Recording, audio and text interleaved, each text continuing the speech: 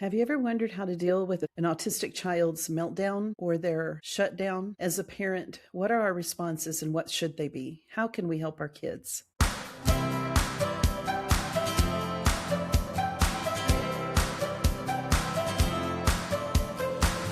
Hi, I'm Terrie Hellard-Brown with The Whole Family, where we help mixed needs families meet the needs of the whole family, whether neurotypical or neurodivergent. And where we ground our wholeness in Christ. One of the things that we deal with as parents that I've found the hardest with my three neurodivergent kids when they're so overwhelmed, they just pull within themselves. As a young mom, I had such a hard time with that because I didn't understand it. I didn't know what was going on. My daughter would be just going along fine. We were having a great time, looking forward to doing something. And then, boom, it was like this switch was flipped and she no longer could function. She couldn't talk. She couldn't react. She couldn't explain what was going on. I didn't know how to help. I would become quite upset and angry. Once we realize what's going on, we have a whole lot more patience about it. That's the frustrating part, is we don't know how to help them. Once we recognize that it's not something they're doing to manipulate us, it's something that they're doing to protect themselves, then that helps, first of all. And second of all, then we want to help them because we know they're uncomfortable and often in pain. So for instance, if a child is overwhelmed by the noises around them, it can be quite painful for them. And so they shut down or they melt down. With my daughter, it's usually a situation where she feels vulnerable. She feels uneasy with crowds of people. And if she feels like she's in the spotlight at all, like anyone's looking at her, she has a hard time with that and she will shut down. And according to the Seattle Children's Thrive Autism Coaching Program, they said whatever happens, we need to provide a quiet, low stimulus space and give them time alone to recover. Even if they're not talking, they can still hear what people around them are saying. This is so, so important. Even if they seem to have drawn inside themselves and they don't seem to be responding in any way, they still can hear what we're saying. Why is that so important? Because the first thing people do is they either judge them and start accusing them of manipulation, or they start trying to make them come out of it. What I would do with my daughter is I would start yelling at her. What's wrong with you? What are you doing? We were fine a second ago. And I'd just be so upset. There were a couple times that I just became so angry because I was completely at a loss as to what to do to help her or to help our situation. And it was always something that was like she needed to get out of the car because we were going into the mall and she would just shut down and couldn't get out of the car. So then we're sitting in a line of traffic because we were in a big city and we needed to get out of our car and get out of the way. And there were people behind us. And oh my goodness, it was so stressful. So the things I said to her were hurtful to her. And she knew exactly what I was saying. Even if I were whispering to my husband, what is wrong with her? Why is she doing this? And even just talking with ourselves, trying to figure out what was going on, she heard every word. We want to be their guardian. We want to help protect them and certainly not be the one who's saying the things that would harm or hurt our child. We want to speak kindly. What I've seen in our situation with our kids is if the people around or we are saying things that are negative or accusatory or questioning and not kind, we'd see them pull within themselves even more. It's kind of like a hedgehog that curls into a little ball. That's what I always feel like with my daughter. Sometimes we needed to just walk away, let her stay in the car and either stay with her. I mean, she was big enough to be in the car by herself if she needed to be, but we could have stayed with her in the car until she felt better. My sister with her son, he would let her know when he was verbal that he was feeling overwhelmed and they needed to leave the mall. And at that time, I still didn't understand all that was going on. I was still new to what autism is, and my kids were still misdiagnosed at that point. They were still diagnosed as ADHD.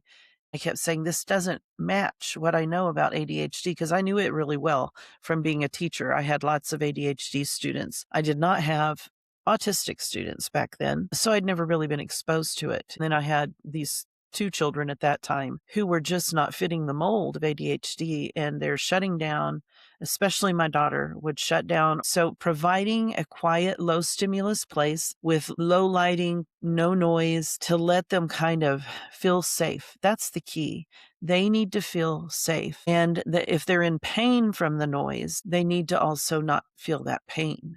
We can help them in that way. What my nephew used to do is just put himself in timeout. He would go to his room and tell his mom, I'm putting myself in timeout. He would go sitting there all alone in his dark bedroom until he felt better, because the pain that he felt from all the noise of all the kids playing was too much for him. It was such a smart thing that my sister had done with him to teach him, when you're starting to feel that feeling, put yourself in timeout.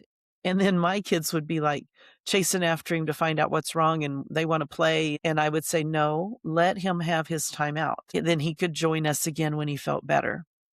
But with my daughter in a public place where we needed to move, knowing what to do is a little more difficult. So if you're in a situation where, like we were in a line of traffic, our best bet was to just let her stay in the car, change our plans temporarily until she felt better. That can be hard because your family has a plan. The rest of the family wants to go into the mall and do the shopping or whatever you're planning to do. If your kids are old enough, let the ones who are wanting to go into the mall go on in and stay with the one, or send one spouse in and one spouse stay in the car with the child, and give that child that time to recover, and then decide if he or she is willing to go on into the mall. But whatever we do, we need to watch our words, watch what we say, because it's going to affect how they feel. And then the other part is to not pressure them to communicate and to engage too quickly. They can't tell you what's happening. They can't tell you why. They can't explain everything. If they can, they're very unusual. I haven't met any autistic kids that I've been around who can express why they feel this way, or what's really going on, or what's scaring them. They just know they can't handle the situation. If you're in the midst of the shutdown, recovery time varies. Some kids can snap out of it within just a few minutes. They're fine. Or some just take longer. That is something we cannot hold a child to. Like, you get 2 minutes and then snap out of it. It can take anywhere from a few minutes to several hours to come out of this. It just depends on what caused the shutdown, how overwhelmed their system is, and whether they're still near the trigger. If we get them away from whatever caused the anxiety or the pain or whatever they're dealing with, then sometimes they can come right out of it pretty quickly. We just need to have patience and understanding with that. Now, with communication, as we all know, with an autistic child, some cannot handle touch. We don't want to intervene in the situation by touching them. If they're old enough, we can ask them if we can touch them, or if they want to be held or hugged or whatever, but most of the time they don't. They just need space. One of the things that I've found that helps my son and my daughter a whole lot is a fidget toy or a stim toy. So what I found, and I wish I could offer them on my website, they have a little ring. And it's a ring with a spinny ring. It's like 2 rings, kind of. And so they can spin the one ring and then be wearing the ring underneath. So the top ring just spins around. That has been amazing, because my daughter can wear that anywhere, but they're not girly looking. So my son can wear one too, and it doesn't look like a girly ring.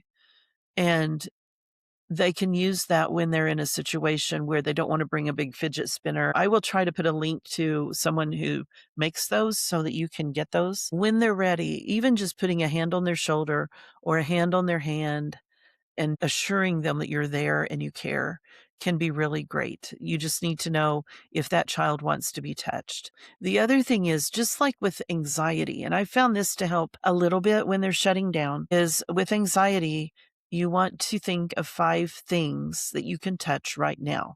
It helps you to ground yourself in the present. And I love that, because one of the things that C.S. Lewis said is, the only time we touch eternity, it's right now in this moment. And I think about that when I think about when my children are dealing with anxiety, shutdown, meltdown situations.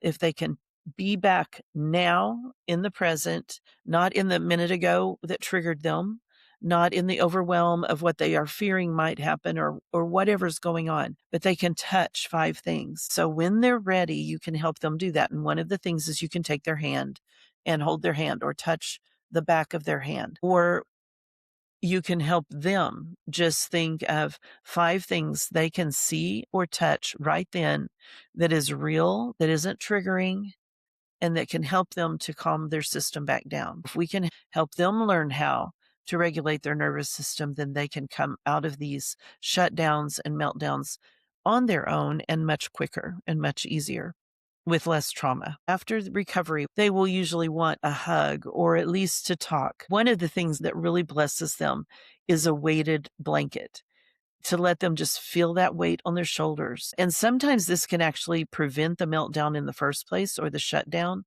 is give them a heavy backpack. I know you and I probably never want to carry a really heavy backpack, but my kids, when they had a heavy backpack on, they can handle a lot more. It helps them to feel that comfort.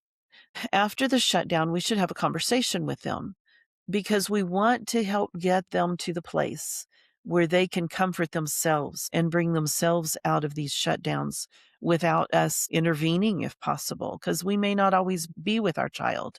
The more they understand, the quicker they can recover and find coping mechanisms to help them deal with these. We definitely want to talk about it and also ask them, how can we give them better support next time? And if we lost it, like I did a couple times, to apologize.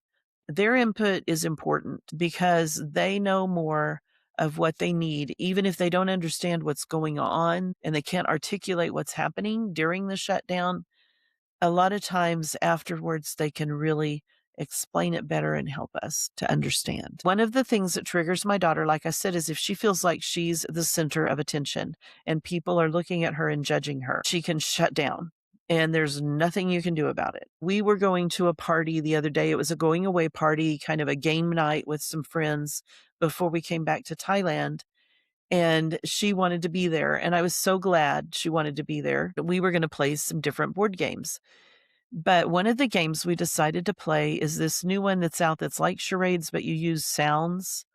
I think it's called the sound game. It is the silliest game I've ever seen. Our team was 3 girls against 4 guys. So I did my turn and I felt like a total dork, and it was a lot of fun.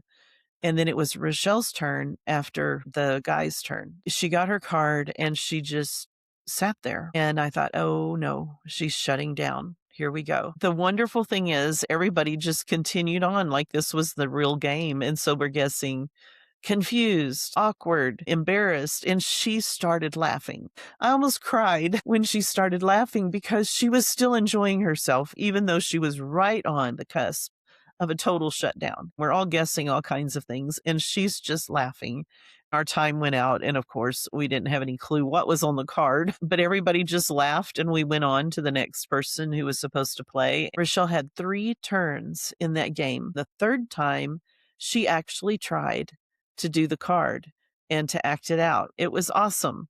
She never shut down. She kept her head in the game and was able to conquer her embarrassment and her fear. And afterwards she said, ugh, that's so hard with everybody staring at you and you feel so silly. But I think because we all did the same thing and we all felt silly and we kept the game going and kept the laughing and having fun going, she didn't shut down. And oh my gosh, it was the best thing ever. I was so, so proud of her for handling her most uncomfortable situation. And she was still a part of the group and felt like she was still a part of the group. She didn't feel singled out. She didn't feel put down. And so that's what I want to encourage you, especially if your kids are a little bit older, that we don't single them out unless they need us to single them out. Because now that they're learning their own coping mechanisms, to single them out and say, are you okay, honey? Do you need to go in the other room by yourself or something like that? That would have put her on into the shutdown because I would have drawn more attention to her in that situation. But the way it was handled, everybody knows she's autistic. They're my friends. They're my closest friends. They know. So it was no surprise to anyone, and they don't think any less of her in that situation. And they just rallied around her basically, and they did exactly what she needed. And so I was so proud of her for the way she coped with the situation, laughed off her awkwardness, and we all laughed off our awkwardness because we all felt awkward, and we had the best time. So, as we're navigating these situations, if we can help them to avoid the triggers, awesome. But that's not real life. They're going to be triggers. Whatever their trigger is, it's going to be there. They're going to have to deal with it at times. So, if we can help them find ways to help themselves as they get older, and then to be there for them when they come out of the shutdown, and to rally with them, and celebrate the victories when they do self regulate and they do help prevent the shutdown.